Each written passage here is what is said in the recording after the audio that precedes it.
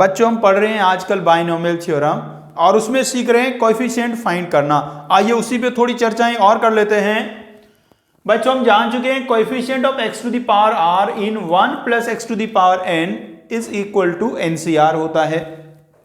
अब बच्चों विचार करते हैं, यदि आपसे यह पूछा जाए coefficient of x square to the power r in 1 plus x square to the power n, तो आप क्या कहेंगे बच्चों? NCR ही कहेंगे। बिल्कुल सही कह रहे हो आप। अरे कुछ करा तो है ही नहीं अलग, x की जगह x स्क्वायर रख दिया, यहां भी x की जगह x स्क्वायर ही पुट कर दिया है, तो बात बिल्कुल सेम रही। तो अब भी कोएफिशिएंट कितना आएगा? NCR ही आएगा। वापस मैं इसी चीज को लिखता हूं तो x की power 2r in 1 plus x square की power n is equal to NCR। यही लिखा जी मैंने, x स्क्वायर की पावर r को x की पावर 2r लिख दिया है। और ध्यान दीजिएगा यहां कितना लिखा हुआ है? 2r। यहां कितना लिखा हुआ है? 2। और यहां कितना आया? r। कुछ बात पकड़ में आई? यहां देखो, जब यहां x लिखा था और यहां x की पावर r था तो यहां कितना आया था? NCR आया था। आज यहां x की पावर 2r है और यहां x स्क्वायर है तो यहां क्या आया है? NCR आया है। देखिए यदि मैं इसका जनरल टर्म एक बार आपको लिख के दिखाऊं तो NCR x स्क्वायर की पावर r ऐसा आने वाला है, मतलब कि NCR x की पावर 2r आएगा। मतलब कि यहां जो वैल्यू आएगा वो इस वाले वैल्यू का हाफ आएगा, क्योंकि यहां क्या लिखा हुआ है? पावर में 2 लिखा हुआ है। तो यदि x की जगह x स्क्वायर आ जाए तो फिर ये वाली जो पावर है इसको हम 2 से डिवाइड कर देंगे और जो वैल्यू आएगा वो यहां हम लिख देंगे बच्चों। और थोड़ा डिटेल में समझाता हूं। जैसे देखो, जैसे आपसे ये पूछा जाए कोएफिशिएंट ऑफ x की पावर 4 इन 1 प्लस x स्क्वायर की पावर 5, ये आपसे पूछा जाएगा। तो ये इक्वल्स टू क्या लिखना है? ऊपर तो 5 आना है, नीचे c आना है। और यहां वाला वैल्यू कैसे आएगा? इस वाली पावर को आप 2 से डिवाइड कर दें। पता है 2 से डिवाइड क्यों कर रहे हैं? अरे ये जो x की पावर 4 दिखाई दे रहा है ये बेसिकली x स्क्वायर का स्क्वायर ही तो है, तो इसलिए यहां क्या आ जाएगा? 5c2 आ जाएगा। क्लियर हुई कुछ बात? और देखिए और डिस्कस करते हैं। अब देखो बच्चों, यदि मैंने यहां लिखा x की पावर 3r और यहां लिखा 1 प्लस x क्यूब की पावर n, अब क्या आएगा बच्चों? फिर से आएगा NCR, क्योंकि यहां देखो 3r है और यहां क्या है? 3 है, तो इस वाले नंबर से इसको डिवाइड कर देना है, तो आ जाएगा NCR। और बताओ भाई, यदि मैं पूछता x की पावर 6r इन 1 प्लस x क्यूब की पावर n, तो आप क्या कह देते? NC2R। तो बहुत अच्छे से आपको समझ में आ गया क्या करना है। यदि यहाँ x के प्लेस पे x की कोई पावर लिखी हो तो उस पावर से इसको कर देना है डिवाइड, तो ये नीचे वाला वैल्यू आपको मिल जाएगा बच्चों। आइए क्वेश्चन करते हैं इससे कुछ। एक आपको जेईई एडवांस का क्वेश्चन करा रहा हूं बच्चों, बिल्कुल इससे ही है, और कोशिश करिएगा सब लोग पहली बार में आप ही सॉल्व कर डालो क्वेश्चन को। क्वेश्चन में कहा गया है आपको फाइंड करना है coefficient of x to the power 11 in 1 plus x square to the power 4, 1 plus x cube to the power 7, 1 plus x to the power 4 की होल पावर 12। इसमें बच्चों हमें फाइंड करना है x की पावर 11 का कोएफिशिएंट। बच्चों यहां कुल मिला के ना 3 फैक्टर्स मल्टीप्लाई में लिखे हुए हैं, तो x की कुछ पावर्स यहां से लेंगे, कुछ पावर यहां से लेंगे और कुछ पावर यहां से लेंगे, और सबको मिला के कितना बनना चाहिए? सबको मिला के बनना चाहिए 11। देखिएगा यहां x स्क्वायर है, तो जब इसको आप ओपन करेंगे तो इसमें x की जो पावर्स आएंगी वो सब 2 के मल्टीपल में आएंगी, यहाँ x की पावर्स 3 के मल्टीपल में आएंगी और यहाँ x की पावर्स 4 के मल्टीपल्स में आएंगी। तो एक 2 का मल्टीपल, एक 3 का मल्टीपल, एक 4 का मल्टीपल, और सबको प्लस करके कितना आना है? 11 आना है। तो इसमें हम कॉम्बिनेशन देख लेते हैं क्या क्या बन सकते हैं। पहले वाले से मैं ले लेता हूं x की पावर 8, ये मैं ऐसे बना रहा हूं जी, किससे कितनी पावर लेनी है, यहां से कितनी, यहां से कितनी और यहां से कितनी, और फिर यहां हम लिख देंगे कि उनमें कोएफिशिएंट क्या बनेगा, और फिर सारे कोएफिशिएंट्स को ऐड कर देंगे। तो यहां से यदि मैंने पावर 8 ले ली, यहां देखो मैक्सिमम पावर ना 8 ही हो सकती है, यहां से पावर आपने 8 ले ली, यहां से कितनी ले लूं, 3 ले लूं। अरे 11 बनानी है ना, तो यहां से 8 ले ली, यहां से 3 ले ली, यहां से कितनी ले लूं, 0 ले लेता हूं। और देखिए और क्या कॉम्बिनेशन बन सकता है, यहां से अब 4 ले लूं। भाई यहां जो पावर्स आएंगी ना बच्चों, 0 आएगी, 2 आएगी, 4 आएगी, 6 आएगी, 8 आएगी, 2 के मल्टीपल में आएंगी सारी। तो यहां से मैं ले लेता हूं 4 और यहां से ले लेता हूं 3। कितना हो गया देखो, 4 + 3 7। बनाना मुझे कितना है, 11। तो और कितना चाहिए, और चाहिए 4। और देखो जी यहां से पावर ले लूं मैं 2, यहां से पावर 2 ले ली, बाकी पावर बच गई है 9। तो यहीं से पूरी 9 ले लेता हूं और यहां से ले लेता हूं 0। अब यहां से यदि मैं पावर एक बार 6 लेके देखता, 6 मैंने ली ना, तो 2 4 8 आ गया, एक 6 और हो सकता थी पावर, यहां से 6 लेता तो फिर बाकी दोनों से मिला के पावर 5 आनी चाहिए थी, लेकिन 5 पावर दोनों से बन ही नहीं सकती। एक 4 का मल्टीपल एक 3 का मल्टीपल मिलके कभी 5 बना ही नहीं सकते, इसलिए 6 का काम खत्म। तो यहां और कौन बचा, 0। यहां से 0 लिया तो बाकी दोनों से मिला के कितना लेना है, 11 लेना है। तो 11 के लिए क्या कर सकता हूं मैं, यहां जो पावर्स आएंगी वो 4 के मल्टीपल में आएंगी और यहां जो पावर आएंगी वो 3 के मल्टीपल में आएंगी। एक ही कॉम्बिनेशन समझ में आ रहा है मुझे, यहां से 3 ले लो और यहां से 8 ले लो भाई। तो ये कॉम्बिनेशन भाई बन गए हैं सारे हमारे। अब इनमें निकालेंगे हम कोएफिशिएंट। पहले वाले में आइए, पहले वाले में फर्स्ट वाले से x की पावर 8 का कोएफिशिएंट चाहिए। क्या सिखाया गया है आपको, ये वाली जो पावर है x की उससे इसको डिवाइड करना है और n का वैल्यू ऊपर से लेना है। तो ये आ गया 4c4। दूसरे में आइए जी, यहां ये आ जाएगा 7c। यहां देखो पावर 3 है और यहां भी 3 है, तो डिवाइड करके आएगा 1। और लास्ट वाले में तो भाई 0 है, 0 तो 0 ही होता है, तो ये आ गया 12c0। ऐसे नेक्स्ट में चलता हूं तो ये आ जाएगा 4c2। अब तो होशियार हो गए ना रे, इनको 2 से डिवाइड करना, इनको 3 से करना, इनको 4 से करना। 7c1 4c1। नेक्स्ट आ गया बच्चों, यहां से देख लो 4c1 7c3, ये सॉरी 4 नहीं 12 है, 12c0। और लास्ट वाले में आ गया बच्चों 4c0 7c1 और 12c2। 4 से डिवाइड करना है। अब इनकी वैल्यू कैलकुलेट हम कर देते हैं बच्चों। 4c4 का वैल्यू बच्चों 1 होता है, 7c1 का वैल्यू 7 होता है, 12c0 1 होता है। 4c2 का वैल्यू 6, 7c1 7, 12c1 12। इनको मल्टीप्लाई करो भाई, कितना आ जाएगा, काफी मुश्किल सा लग रहा है भाई, 504 लग रहा है मुझे तो, शायद देख लो भाई आप भी एक बार मल्टीप्लाई करके। 504 आ रहा है ना, ये देखो भाई यहां से ये आ गया 4 और ये आ गया 35। 7c3 का वैल्यू 35 होता है। कहा था याद कर लेना, सारे वैल्यू याद करे नहीं आप लोगों को लग रहा है। ये आ गया 140, यहां देखो ये हो गया 7 और 12c2 का वैल्यू ये आ जाएगा बच्चों शायद 66। 12c2 का वैल्यू आ जाएगा 66, बिल्कुल सही भी 66 आ जाएगा। इनको मल्टीप्लाई कर दूं तो शायद आ गया 462। तो यहां से मैं पता क्या चला, जब इनको मल्टीप्लाई करेंगे ना बच्चों तो कुल मिला के 4 ऐसे टर्म्स आएंगे जिनमें x की पावर 11 आएगी, उनके ये अलग अलग कोएफिशिएंट होंगे। अब इन सारे कोएफिशिएंट्स को ऐड कर दीजिएगा आप, तो ऐड करते ही हमारा आ जाएगा आंसर, और ऐड करके आएगा 1 1 1 3। देख लेना भी एक बार सही ऐड करा कि नहीं करा, ये आ जाएगा 1 1 1 3 बच्चों, समझ गए भाई। तो यहां से हमने क्या सीख लिया, यदि x की जगह x की कोई पावर लिखी हो तो किस तरीके से आप कोएफिशिएंट फाइंड कर सकते हैं बच्चों। चलिए आगे बढ़ते हैं, एक और टाइप के क्वेश्चंस की चर्चा करते हैं कोएफिशिएंट फाइंड करने में।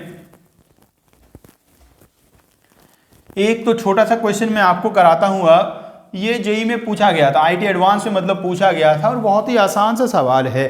पहले आपके सामने लाता हूं, फिर आप बताइएगा आपसे हो पा रहा है कि नहीं।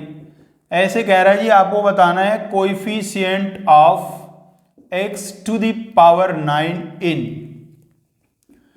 1 + x 1 + x square 1 + x cube से लेके 1 + x टू द पावर 100। इसमें बच्चों आपको बताना है x टू द पावर 9 का कोएफिशिएंट। सोचो एक बार कैसे करेंगे भाई। देखो ये तो पता ही है, इसमें बहुत सारे फैक्टर लिखे हैं, सबको मल्टीप्लाई करके x की पावर 9 बनाना है। कुछ पावर यहाँ से लेंगे, कुछ यहाँ से लेंगे, कुछ यहाँ से लेंगे, सब जगह से थोड़ी थोड़ी पावर हम लेने वाले हैं। अब बच्चों चूंकि ऊपर तो कुछ पावर है नहीं, तो सभी पावर का जो कोएफिशिएंट आएगा वो 1 ही आएगा, सबका 1 ही आएगा। जब ऊपर पावर होती तो उसकी वजह से कोएफिशिएंट चेंज हो जाते थे। तो अब मुझे देखना है कैसे कैसे मल्टीप्लाई करके x⁹ बन सकता है बच्चों। तो देखिएगा, है तो बहुत ही आसान सा भी। कुल मिला के आपको यहाँ देखो पावर 1 है, यहाँ 2 है, यहाँ 3 है, यहाँ 4 है, ऐसे करके पावर्स लिखी हुई हैं और उन पावर्स को ऐड करके कितना आना चाहिए, 9 आना चाहिए। तो अब आपको ये सोचना है कुछ नंबर्स को ऐड करके 9 कैसे आ सकता है, और नंबर कैसे हैं, नेचुरल नंबर्स हैं। तो नेचुरल नंबर्स, तो एक तो मुझे समझ में आ रहा है, एक ही सीधे 9 ले लेता हूं, 9 समझ गए ना। मतलब कि जो x⁹ वाला है वो x⁹ वाला ले लो, बाकी सबसे 1 1 ले लो। मतलब 1 1 का मतलब ये जो 1, ये वाला 1, ये 1 का मतलब x⁹ होता है, तो मल्टीप्लाई करके x⁹ ही आएगा। तो एक तो ये बन जाएगा, ये सिंगल वाला। 2 2 से 9 कैसे बन सकता है, 1 + 8, 2 + 7, 3 + 6, 4 + 5, 2 से ऐसे बन सकता है बच्चों। 2 के बाद कौन आया, 3 नंबर से कैसे बन सकता है 9, ये आप देखिएगा। एक ले लेता हूं 1, एक ले लेता हूं 2, तो नेक्स्ट क्या लेना पड़ेगा, ये आ गया 3, नेक्स्ट लेना पड़ेगा बच्चों 6। यहां मैं ले लूं 1 और यहां ले लूं 3, तो नेक्स्ट क्या आ जाएगा 5। या तो मैं क्या ले लूं 1, यहां ले लूं 4, तो यहां क्या आ जाएगा 4। दूसरा 4 नहीं है हमारे पास, सब तो एक एक बार ही है ना सारी पावर्स, 2 बार तो 4 है नहीं, तो ये काम नहीं करेगा भाई। और कोई तरीका है क्या भाई जिससे 3 नंबर्स को ऐड करके आ जाए, ये तो वो है जिनमें सब में मैंने 1 लिया, अब 2 लेता हूं। एक लिया 2 और फिर लिया 3 और उसके आगे आ गया 4, 2 3 4, ये बच्चों बन गया है। इससे आगे तो नहीं बनने वाला है, क्योंकि 2 3 4 9 आ गया, तो और बड़े लूंगा तो और बड़ा ही आएगा। और 4 नंबर के बाद आए, क्या 4 नंबर को ऐड करके 9 आ सकता है, 4 को तो बिल्कुल नहीं आ सकता। यदि मैं सबसे 4 छोटे नंबर भी ऐड करूं 1 2 3 4 भी, तो उनको ऐड करके भी ना 10 आता है, 9 नहीं आता। तो यही आ गया, सब काउंट कर लो कितने हो गए, 1 2 3 4 5 6 7 8, तो आंसर आ गया बच्चों 8। तो x⁹ का कोएफिशिएंट होगा 8। तो ये बेसिक वाला सवाल था, इसमें बाइनोमियल कहीं यूज हुआ ही नहीं, लेकिन हाँ कोएफिशिएंट से देख के लगता तो ऐसे कि बाइनोमियल थ्योरम का होगा। ये बेसिक क्वेश्चन था बिल्कुल भाई। चलो ये आगे बढ़ते हैं, कुछ और टाइप के क्वेश्चन इसी में लिखते हैं। एक क्वेश्चन ऐसे होते हैं, उनमें ना एक सीरीज गिवन होता है और उस सीरीज के सम में निकालना होता है आपको कोएफिशिएंट। देखिए क्वेश्चन में ऐसे कहा गया कि आप फाइंड करिए coefficient of x⁸ 18 in 1 + x⁻20 + x × 1 + x⁻19 x² × 1 + x⁻18 x⁻18 × 1 + x²। ये बच्चों आ गया है। इसमें मुझे फाइंड करना है x⁻18 का कोएफिशिएंट। तो वही ऐसे क्वेश्चन को सॉल्व करने के 2 तरीके होते हैं। पहला तरीका तो ये है कि मैं सब में अलग अलग में कोएफिशिएंट निकाल लूं और फिर उन कोएफिशिएंट्स को ऐड कर दूं। और दूसरा तरीका, पहले मैं इस सीरीज का सम निकाल लूं और जो सम आए उसमें कोएफिशिएंट निकाल दूं। दोनों बताते हैं। आइए पहले फर्स्ट वाला तरीका जी, अलग अलग में कोएफिशिएंट निकालते हैं, फिर कोएफिशिएंट्स को ऐड करेंगे। बच्चों ये देखो, इस वाले में x⁻18 का कोएफिशिएंट कितना आएगा, डायरेक्ट फॉर्मूला है एनसीआर वाला, याद रखा करो। कितना आ गया 20c18 प्लस, इसमें देखो रे ध्यान से, एक x यहां बाहर से मिल चुका है, तो अंदर से कितने x चाहिएंगे, x⁻17, और यहां ऊपर पावर कितना लिखा है 19, तो कितना आ गया कोएफिशिएंट 19c17। नेक्स्ट आ जाएगा 18c16, और लास्ट वाले में देखो पूरा 18 पावर तो यहीं से मिल गया, तो अंदर से पावर चाहिए 0, तो ये आ जाएगा 2c0। इससे पहले वाला भी लिख दूं एक बार, इससे पहले वाला आएगा 3c1। आप देखो जी, इस सीरीज का मुझे निकालना है सम। याद है सिखाई थी ऐसी सीरीज के सम निकालना, पास्कल फॉर्मूला लगाना है, पास्कल फॉर्मूला। उधर से लिखना चालू करूंगा, उधर लिखा है 2c0, उसके बाद लिखा है 3c1, फिर आएगा 4c2 और लास्ट में आएगा 20c18 बच्चों। अब हमारे पास्कल फॉर्मूले के हिसाब से यहाँ 2c 0 है और यहाँ 3c 1 है, तो ऐसे तो काम करेगा नहीं, ये दोनों नंबर सेम होने चाहिए। 2c 0 का वैल्यू 1 होता है और 3c 0 का वैल्यू भी 1 होता है, इसलिए हम 2c 0 को क्या लिख देते हैं, 3c 0 लिख देते हैं बच्चों। तो अब इन दोनों को ऐड कर देता हूं, पास्कल फॉर्मूला यूज हो जाएगा, तो ये बन जाएगा 4c1 प्लस 4c2 से लेके 20c18। देखो भाई यहां आपने 3c1 तक लिया तो वैल्यू कितना आया, 4c1, मतलब कि ऊपर वाला वैल्यू एक बढ़ गया, नीचे वाला वैल्यू सेम रहा, तो ऊपर वाले वैल्यू को एक बढ़ा दो 21, नीचे वाले वैल्यू सेम रखो 18, 21c18 आ गया है। या तो इसको आप ऐसे भी लिख सकते हो 21c3, NCR equal to NCn-R होता है बच्चों। तो ये हमारा फर्स्ट मेथड आ गया। इसमें हमने क्या करा, पहले अलग अलग में कोफिशिएंट निकाले और फिर उन कोफिशिएंट्स को ऐड कर दिया पास्कल फॉर्मूला की हेल्प से। दूसरा तरीका, दूसरे मेथड में हम लोग क्या करेंगे बच्चों, हम पहले इस सीरीज का सम निकालेंगे और फिर उसमें निकालेंगे कोएफिशिएंट्स। अब बच्चों देखिएगा, ये सीरीज को यदि आप ध्यान से देख पा रहे हो, ये एक जीपी है, ज्योमेट्रिक प्रोग्रेशन है जीपी। इसको इससे डिवाइड करके देखो तो x अपॉन 1 प्लस एक्स आएगा, इसको इससे करोगे तो भी x अपॉन 1 प्लस एक्स आएगा। तो एक ज्योमेट्रिक प्रोग्रेशन है, ये एक ज्योमेट्रिक प्रोग्रेशन है जिसका फर्स्ट टर्म 1 प्लस एक्स की पावर 20 है और जिसका common ratio x upon 1 plus x है। समझ गए ना रे। सेकेंड टर्म को फर्स्ट टर्म से डिवाइड कर दो तो आ जाता है कॉमन रेशो। अब इसमें और टर्म्स कितने हैं भाई, टर्म्स तो गिन के बताओ रे, टर्म्स कितने हैं।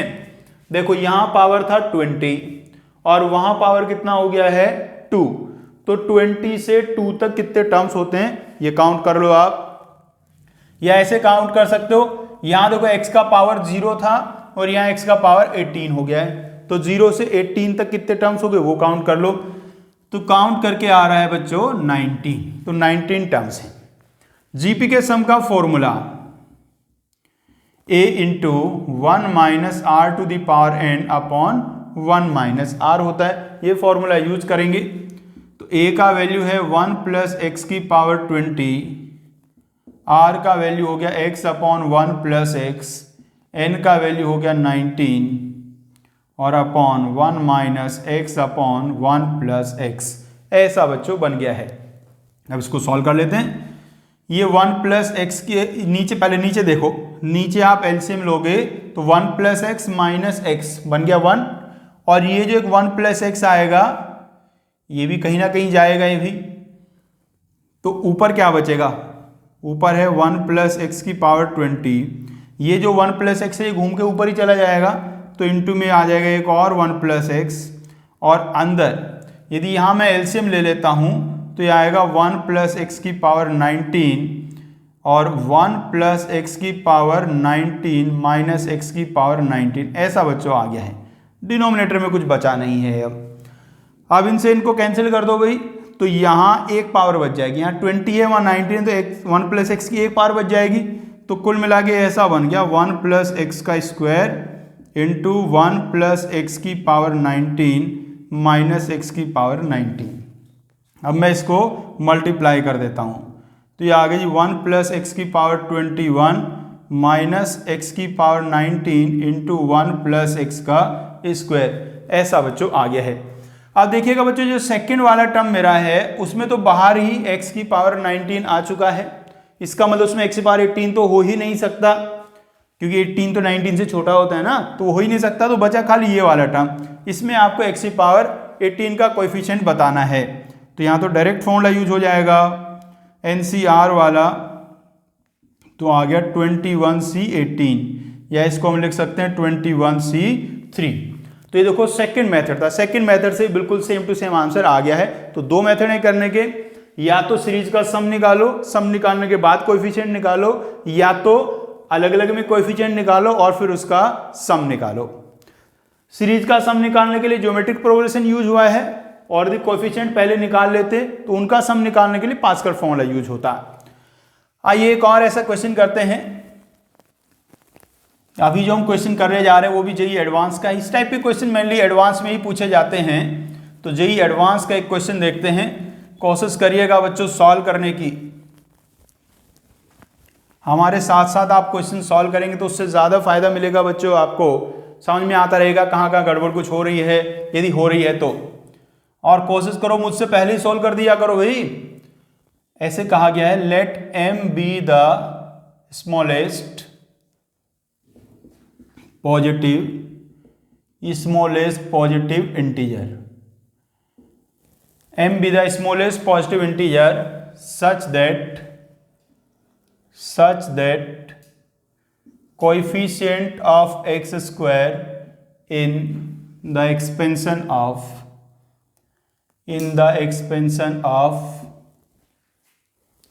1 plus x square plus 1 plus x cube up to 1 plus x की power 49 plus 1 plus mx to the power 50 is 3n plus 1 into 51c3। और n बच्चों कोई नेचुरल नंबर है तो आपको बताना है वैल्यू ऑफ n, ये बच्चों बताना है। तो देखिए बिल्कुल आसान सा क्वेश्चन लग रहा है मुझे देखते ही। इसको भी सॉल्व करने के दो तरीके हो सकते हैं, इस बार मैं कोई एक ही तरीका बता रहा हूं, एक आप अपने आप करना। तो इन सब में x की पावर 2 का कोफिशिएंट आपको निकालना है, तो अलग अलग निकाल लेता हूं। इसमें x की पावर 2 का कोफिशिएंट आ गया 2c2, इसमें x की पावर 2 का कोफिशिएंट आ जाएगा 2c3, नेक्स्ट वाले में आ जाएगा, थोड़ी गलत लिख दिया भाई, 2c3 नहीं, ओहो 3c2, नेक्स्ट आएगा 4c2, और यहाँ आ जाएगा बच्चों 49c2। ये थोड़ा अलग है, इसमें आ जाएगा 50c2 इंटू m की पावर 2, ये बच्चों आ जाएगा। अरे देखो ना इसमें x के साथ m भी आ रहा है ना, तो x की पावर 2 होगी तो m की पावर 2 भी हो जाएगी। अब इसका निकालना है बच्चों हमें सम निकालने के लिए यूज करेंगे पास्कल फॉर्मूला। उसके लिए देखो यहाँ सेम होना चाहिए, तो ये देखो ये है 2c2 और 2c2 का वैल्यू होता है 1, हमें चाहिए यहाँ 3, तो मैं इसको क्या बना देता हूँ 3c3 बना देता हूँ। अब देखो ऊपर वैल्यू सेम हो गया है, 3c3 प्लस 3c2 का वैल्यू हो जाएगा 4c3 प्लस 4c2 और यहाँ 49c2 और ये 50c2 और m स्क्वायर। अब देखिएगा बच्चों यदि मैं इन दोनों में फिर से फॉर्मूला यूज करूंगा तो कितना आ जाएगा 5c3 आ जाएगा बच्चों। तो अब बस यहाँ से देख लो, जब मैं 4c2 तक जा रहा था तो सम आ रहा है 5c3, मतलब ऊपर वाले में भी एक ऐड हो जाएगा, नीचे वाले में भी एक ऐड हो जाएगा। तो यदि मैं यहाँ तक जाऊँगा तो ये पता है कितना बन जाएगा 50c3 और यहाँ है 50c2 m स्क्वायर। और ये वैल्यू गिवन कितना है मुझे, देखो ये यहाँ गिवन है, ये वैल्यू मुझे गिवन है 3n प्लस 1 इंटू 51c3, ये बच्चों गिवन है। अब क्या करते हैं हम, ऐसा देखो ये 50c3 और 50c2 इन दोनों में पास्कल फॉर्मूला यूज होता दिखाई दे रहा है हमें भाई, लेकिन यहाँ इसके मल्टीप्लाई में एक m स्क्वायर आ रखा है। तो मैं पता क्या करता हूँ 50c3 प्लस 50c2 और प्लस 50c2, मतलब प्लस और माइनस कर देता हूँ, और यहाँ क्या आ जाएगा 50c2 m स्क्वायर, ऐसा बच्चों बन जाएगा। अब देखिए यहाँ इन दोनों में यदि मैं फॉर्मूला यूज कर दूंगा तो ये 51c3 बन जाएगा। उधर भी देख लो, उधर क्या है, इधर है 3n इंटू 51c3 और प्लस 51c3, तो इन दोनों को मिला के क्या बना 51c3, और ये भी क्या लिखा हुआ है 51c3, तो ये वाला वैल्यू इससे कैंसिल हो जाएगा। अब यहाँ से 50c2 आपका कॉमन है, तो 50c2 into m square minus 1 equals to 3n into 51c3। अब यहाँ मैं इनके वैल्यू पुट कर दूंगा और बहुत आराम से अब देखो आंसर आने वाला है। तो वैल्यू पुट कर देता हूँ, देखो 50c2 का वैल्यू पता है मुझे 50 into 49 upon 2 into m square minus 1, 3n तो बच्चों 3n ही होता है, और 51c3 का value 51 into 50 into 49 upon 3 into 2, देखो बच्चों ये वाले 3 से ये वाला 3 कैंसिल, 49/50/2, 49/50/2 कैंसिल हो गया है। तो यहां से आप देखो तो m² - 1/51 इक्वल्स टू आ गया है n। ये तो IT एडवांस की भाई फेवरेट चीज आ गई है, एक इक्वेशन और 2 अननोन, बहुत आराम से सोल्व हो जाते हैं। m - 1 × m+1 इसके फैक्टर कर दीजिए और ये है 17 × 3 और इक्वल्स टू n है बच्चों। अब बच्चों m का आपको सबसे छोटा वैल्यू बताना है और ये पूरा एक्सप्रेशन उसके लिए इंटीजर आना चाहिए। अब देखो नीचे क्या लिखा है, 17 लिखा है, 17 एक प्राइम नंबर होता है, तो ऊपर भी कोई एक फैक्टर 17 होगा तभी ये इंटीजर आ पाएगा। तो इसलिए m+1 को कितना कर देते हैं, 17, मतलब कि m का वैल्यू कितना होना चाहिए, 16 होना चाहिए। m का वैल्यू 16 हो जाएगा तो 17 से 17 कैंसिल और यहाँ बन जाएगा 15 और अपॉन 3 तो आ गया 5, तो n का वैल्यू आ जाएगा बच्चों 5। तो आंसर हमारा आ गया है 5। तो ये एक बहुत ही बेहतरीन वाला सवाल था, IT एडवांस टाइप का ही IT एडवांस का क्वेश्चन था बच्चों।